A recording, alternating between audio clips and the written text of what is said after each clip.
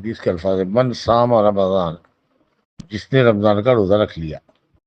یہ لفظ بھی بتا رہا ہے کہ پورا روزہ رکھا، ثم پھر رمضان کے روزے مکمل کرنے کے بعد اس نے پھر اس کے پیچھے 6 روزے لگائے،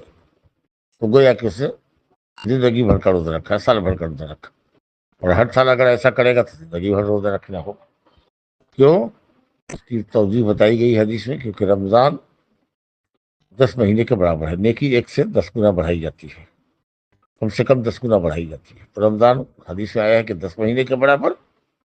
اور 6 دن 60 دن کے برابر، یعنی 2 مہینے کے برابر۔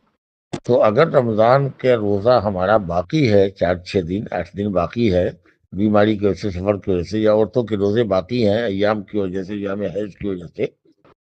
ظاہر ہے کہ وہ 10 مہینے نہیں ہو سکیں گے، پورے ہوئے نہیں۔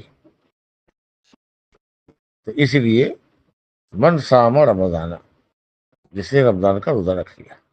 اگر کسی شخص کے ذمے مان لیجیے کہ 5-10 روزے باقی ہیں، کیا وہ یہ کہے گا کہ میں نے رمضان کے روزے رکھ لیے؟ کہے گا رمضان میں میرے 5 روزے چھوٹ گئے بھائی، رمضان میں 10 روز میں بیمار رہا، میرے 10 روزے چھوٹ گئے، پھر رمضان کے روزے رکھے۔ اگر کسی سے آپ پوچھیے کہ رمضان کے روزے رکھ لیے، کہے گا کہ نہیں 5 روزے میرے چھوٹ گئے، 10 روزے چھوٹ گئے۔ جس کے ذمے 5 روزے، 7 روزے، 10 روزے ہوں، وہ یہ کبھی نہیں کہتا کہ میں نے رمضان کے روزے رکھ لیے۔ تو یہ لفظ کی ظاہری دلالت اسی بات کی طرف ہے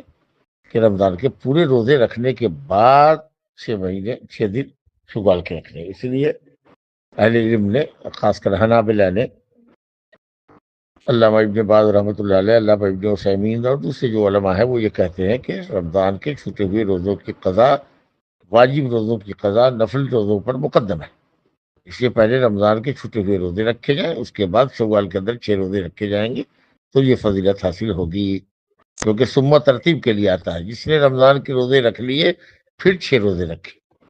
رمضان کے روزے رکھنے کے بعد ہی یا اس کی تکمیل کے بعد ہی 6 یہ روزے شوال کے اس فضیلت کا ذریعہ بنیں گے، ورنہ نہیں ہو۔ اس لیے صحیح قول یہی ہے کہ رمضان کے پورے روزے رکھ لیے جائیں، چھوٹے ہوئے روزے کی قضا کر دی جائے، اس کے بعد شوال کے روزے رکھے جائیں، واللہ اعلم۔